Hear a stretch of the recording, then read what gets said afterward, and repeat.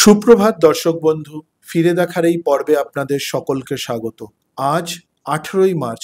অন্যান্য দিনের মতো আজকের দিনেরও কিছু গুরুত্বপূর্ণ ঘটনা নিয়ে আমরা আপনাদের সামনে উপস্থিত হয়েছি।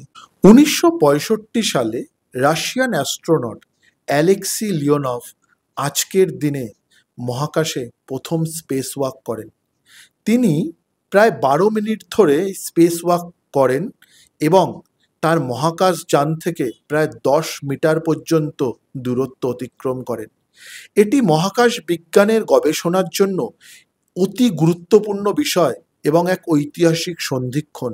চলুন এই 18ই মার্চ দিনটিকে আমরা মহাকাশ বিজ্ঞান গবেষণার জন্য এক বিশেষভাবে স্মরণ করি।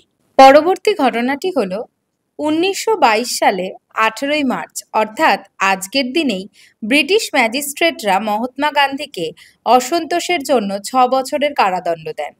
গান্ধীজির নেতৃত্বে ভারতীয়রা ইংরেজ শাসনের বিরুদ্ধে অহিংস প্রতিরোধ শুরু করেছিল, যা ব্রিটিশদের কাছে এক গুরুতর চ্যালেঞ্জ হিসেবে উঠে এসেছিল। এই দণ্ডাদেশ ভারতীয় স্বাধীনতা আন্দোলনের একটি গুরুত্বপূর্ণ অধ্যায় ছিল এবং গান্ধীজির সংগ্রাম এবং অহিংসার প্রতি জনগণের দৃঢ় প্রতিশ্রুতি আরও শক্তিশালী করে।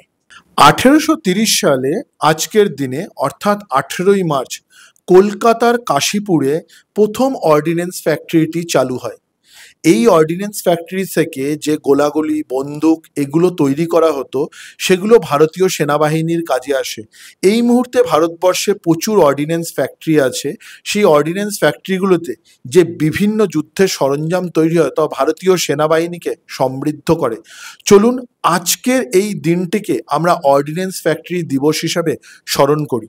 এই ধরনের তথ্যযুক্ত ভিডিওগুলো যদি আপনাদের ভালো লেগে থাকে তাহলে অবশ্যই আমাদের চ্যানেলটি সাবস্ক্রাইব করুন এবং লাইক ও শেয়ার করতে ভুলবেন না।